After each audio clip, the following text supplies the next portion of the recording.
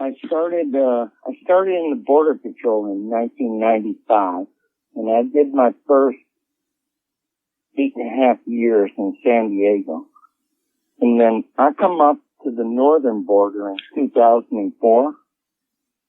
I don't even remember what year it was, but I started having weird things happen. I started hunting deer there on a guy's land, and one day I never had anything bad happen to me while I was hunting deer there. The guy whose property I was hunting, an older gentleman, he calls me one day while I was working and said, "Hey, I gotta show you something, man. I don't know what happened." And I'm like, "Okay, I'm working." I come over, and on the side of his house, there's a 10-foot blood circle, 4 deer legs, no deer body, no head. And I'm on duty on a day shift, so I'm looking to see what did this, and I have no idea. And I mean, I'm crawling around trying to find drag marks. There's nothing. Well, then, I would say a couple of years after, another Border Patrol agent is at a local wedding, and someone says to him, "Hey, I had a hunting camp on that road.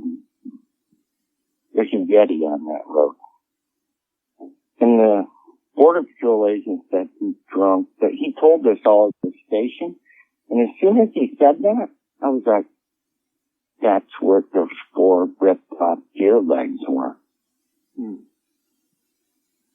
I started looking into it, and I found the person who claimed there was a Yeti. Okay. I thought it might be a downstate person from the city. The guy is a logger. Never stayed there with him and his wife without being screamed at. And the last time he ever stayed there, it pushed a double-wide trailer off the foundation. Wow. Yeah. So me and other guys started going there, and weird stuff always happened. We'd hear weird whistles. Like an owl on the ground. It doesn't really sound like an owl. But hey, I finally saw it out of the blue within 5 miles from there. I saw it run across this river. Very odd, but it is around here. Okay, so you saw one cross the river? I saw one run across a river. Yes. Okay, can you describe what you saw? Okay, what I saw was a 6 to 7 foot skinny person with hair all over its body. And it was running very fast. It almost looked like it was gliding. And when you see something like that, you're going to go back and look. You got to find out how many yards it was, this and that.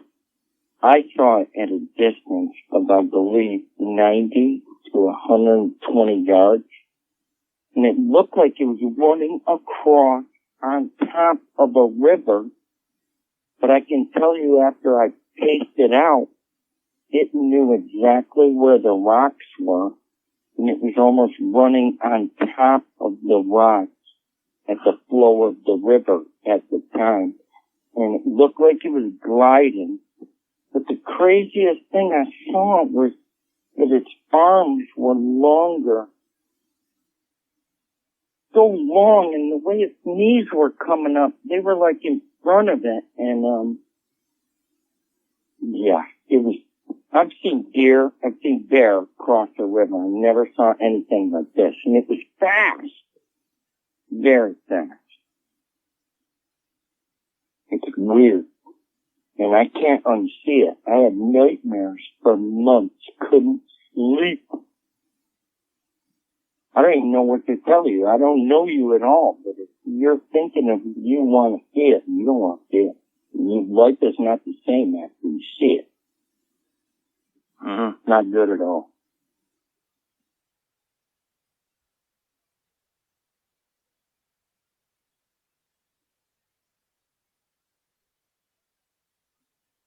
I called another agent. I was on duty.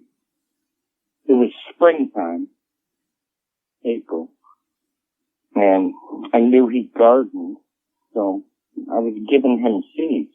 So I asked him where he was on the radio, and I met him, and he's facing out towards the road. So I drove in next to him, because whenever cops meet up, it's always driver's side window to driver's side window. So I was facing into the woods, and but we're just hanging out doing nothing. And after a couple hours, it was like kind of near sundown, and I'm facing into these woods, and it's all dark, and you can tell there's a hardwood behind it with no leaves on them. So it's like a light spot. And I saw two, like, vertical shafts walk through. And I say to the other guy, I said, I just saw someone walk through the woods back there. And he said, the other agent says, oh, it's probably a farmer's kid going fishing. And I'm like, what? It's a 30-foot drop down the steep, like granite cliff. No one walks through there. And we like, think about it a couple of minutes, and I said, you know what? It's not going to be nothing for me to walk back there and look. So I get out of my vehicle and I walk down through this hemlock grove, through that light spot. I don't see nothing. But in retrospect, there were weird sticks crossed and sticks, like, on the path that were abnormal. And I look down, and I can see where something jumped down, and there's a disturbance in this bank. And I say to myself immediately, yeah, something is behind me. I can get pushed down, and it's a 30-foot fall. It's not worth it. I'm out of here. So I'm walking back right where I came from to the vehicle. And I'm probably 20 yards from where both our vehicles are parked. And I'm kind of thinking to myself, yeah, shit, I gotta take a pee. And that kid's probably looking in his rear view mirror. So I turn around real quick as I'm unzipping my zipper and start peeing. And that's when I saw that thing run across the river. And it told me because I turned around real quick to pee from the direction I came from. So it was hiding under me on my side of the river the whole time I walked through there. Yeah. Huh? Oh, keep going. I'm just telling you, because this pushes it to a whole nother level once you see that thing. Why do you think the creature came across the river and not just going the other way? Like I said, when I saw these two shafts of light in front, and I said something passed, I didn't see a definitive form. But I think they were definitely heading to cross the river. Okay. As, you know, in supposition. Yeah. And what color was the shaft of light? One was white and one was dark. I mean, it was just a shaft, a vertical shaft of light. And imagine you're looking through a 90-yard grove of dark hemlock to a hillside that is hardwood, that is stripped of leaves and is light. That's all I saw. There was no form, nothing. But after the other agent said, oh, it's probably a deer or a farmer's kid walking through to go fishing. I said, no, because the bird flew out in front of it. And the way the bird flew, I knew it wasn't from a deer. You know what I mean? And a deer would be horizontal, the way their body is. Yeah. Hey, as a border patrol agent, I spent a lot of time looking through military cameras and FLIR. I know what things look at. And I didn't even have it out because it was still daylight, but I know what shapes look like when you see them at a glimpse. But I never saw a brown 6-7 foot thing run over a river with hair flying out vertically from its head. Like, it's unbelievable. It's unbelievable. And did it make any noise? No way. And I'm telling you, I went back there several days after. Okay. You know, like the first day, I had to make a video walking through. I made the other kid walk through that sunlight place, and I took a movie from the back just to see what it would look like, the height of what I saw the initial vertical shaft at. Then I went down, and I'm trying to find out where it ran across. It made sense to me the next day when I could see where the rocks were on where the river flows. It wasn't running on top of the river. It was running exactly on these rocks that were within 2 to 4 inches of the surface. And I mean big granite rocks, you know. I don't know, dude. Well, like I said, it was tall and skinny. I think it was a juvenile. Imagine, you can't imagine it because you never saw nothing like it. Yeah. The hair on its back of its head, I can remember 3 different tufts sticking out. And like, that's all I remember. 3 long tufts off its head. And watching these arms that are over his knees, and the knees are like way too high to be a regular human being. Like, it's a very weird image. And it probably happened like this. Click, click. That's how long it crossed 25 yards of river. I mean, it was crazy fast. And like, it's unbelievable. I walked back to the vehicle and I sat there. And I didn't say anything for 10 minutes, and that kid goes, dude, you're white as a ghost. What's wrong? And they're, I just saw a monster. Yeah. But I'm telling you, it's there. And, yeah, it's there. And I don't believe it's alone.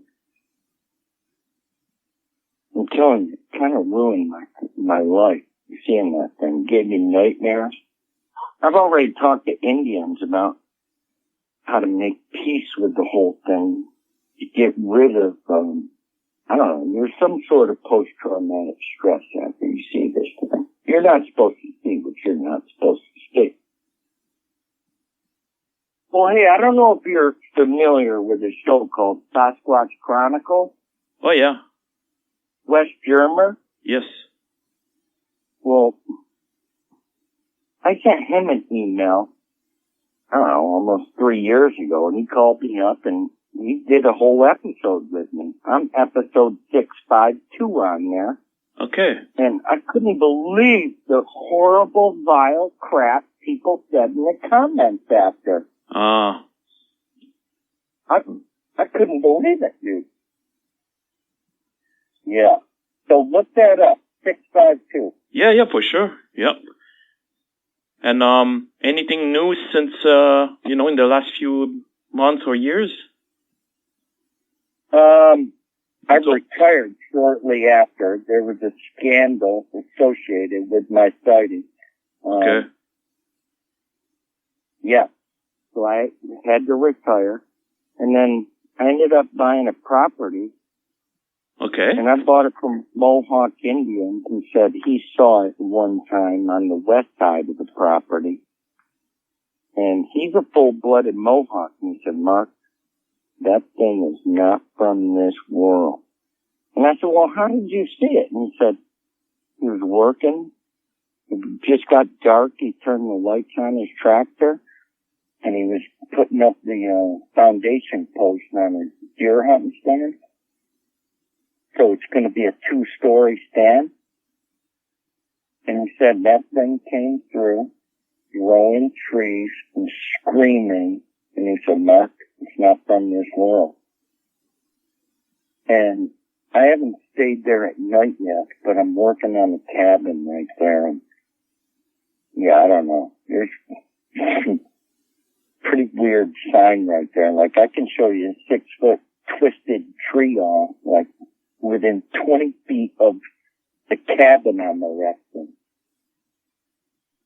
So I don't know. And I've tried to get Border Patrol agents to stay there at night, in case anyone's poaching or anything.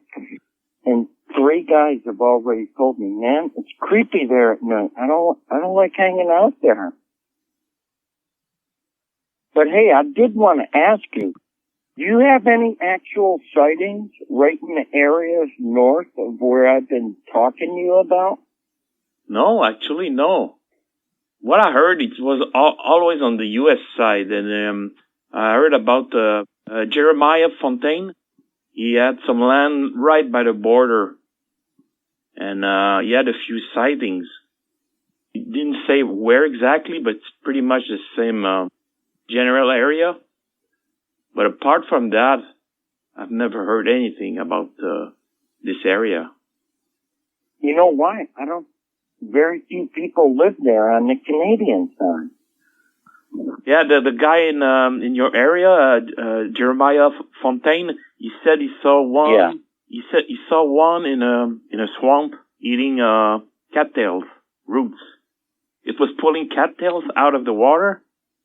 I don't know. That's what eating cattails. Yeah, the root. The root is edible. I did hear the root was edible. He had a sighting of one. Fontaine saw one eating a root of a... Wow. Yeah. Right by the border in New York State, and maybe it's exactly where you are, but it's pretty much in there, let's say in a radius of 20, 30 miles, I would say. Where at? Exactly. That's why it's been a while. I tried to figure it out. He was kind of not very precise about it. Mm-hmm. Because it's so close to the border. Well, that's why I called you. I mean, I've worked on the border for, 20 years up there. And that thing is there. You should be hearing more reports and people here are very, hush-hush, they're very, it's not like, I don't know, it's not the same people, they are kind of scared, so they don't talk. Well, hey, I kind of regret ever opening my mouth about it. I thought I was a credible source, but once you say you saw it, no one wants to, they'll say you're crazy. Or even good friends will say, I believe you saw something. That's the meanest thing you can say to someone. Well, hey, I found one footprint. And I mean one footprint. There was not another one. And you could tell it was walking in a spring hole during a drought. One foot was inside the water. The other foot was outside. But it was, Jesus Christ, 17 inches long by 8 inches wide. And I took a cast of it. And the first thing my own father said to me was, how many other footprints were there? I was like, just one. And I'm like, but it was huge foot and 5 toes. And he's like, well, that doesn't mean anything if there's just one. And I'm like, I've made a tidy career tracking people in the middle of nowhere. I know what all sorts of different sign looks like. Not every day you see a footprint that's this big and has 5 toes. So I casted it. You still have it? I still have it. Yeah. Even casted it, and I did the obverse of it, trying to find out, because there's a lot you got to learn about making a cast the first time you ever do one. Yes. What you're looking at on TV is the obverse of the cast that people took. You mean like the negative? It's hard to explain, but I can show you the original cast. Yeah, I'd be interested to see that, yeah. And what year did you find that, the track?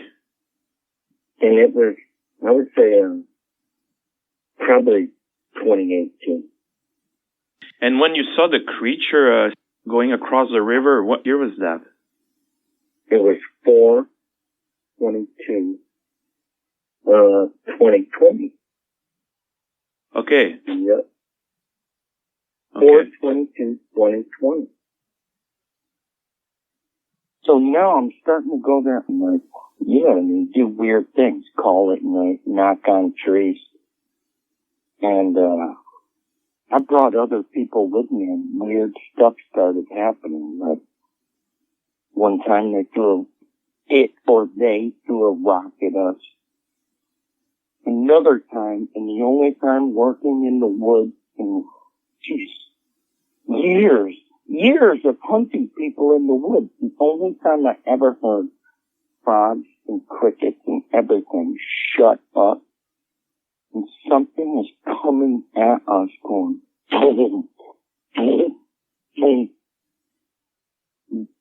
The deer ran out right by us in front of these footsteps. Yeah, some weird stuff happened, but I mean, I've seen that. Like, there's gotta be nests. And now I have no access to that because, I retired. But very weird. I can't even, it only happened to me 2 times, but, and, you call them, they're gonna come in and take a look. And who knows what they're doing. It seems like they're sneaking around on the edge of humanity, watching us. Yeah. It seems like they spend a lot of time watching us. Yeah, they're kind of known for that. Some say they're just curious, or it's just kind of entertainment for them, or I don't know. But hey, right where I told you the story, when I finally caught a woman who lived the closest to it, and I was like, look, I've been coming here a lot since all this stuff happened, and one time I heard these crazy screams, and she goes, well, I don't understand. You're saying it could have been a moose. I just don't understand. And then right at the end, I'm not kidding you, Stefan, she goes, but it's funny you say that because I have a brother who died, and 20 years ago, he said he saw a Bigfoot right under that bridge. And I was like,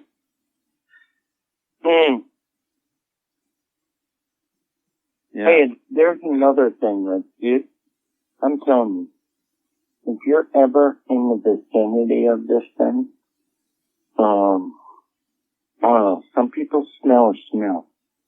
I've only smelled the smell twice.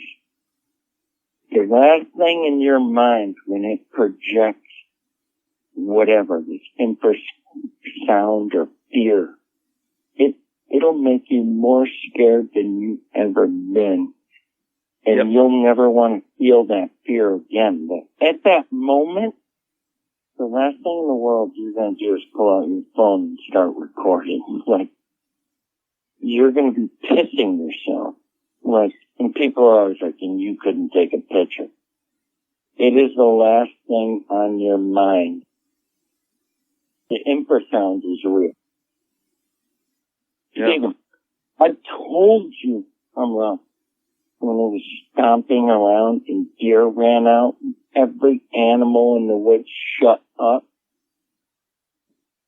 And I have never shook like I shook that night.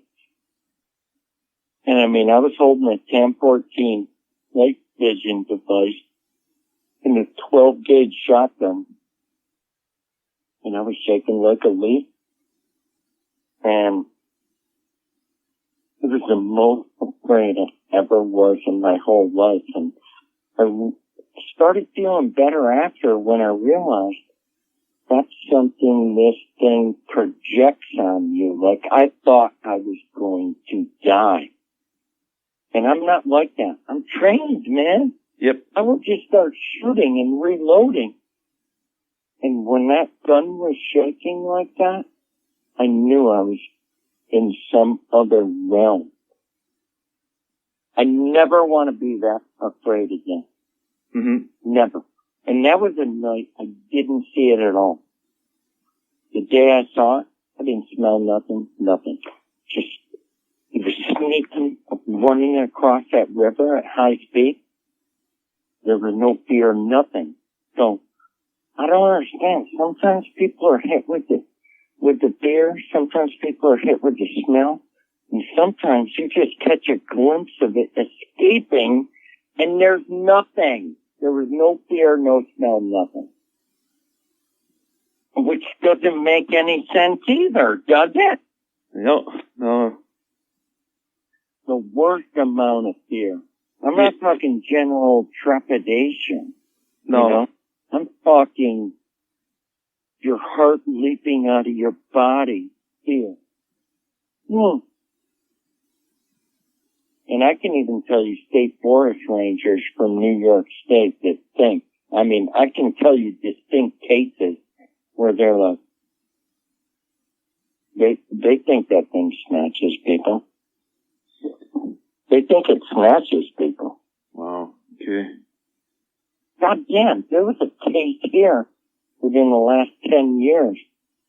This kid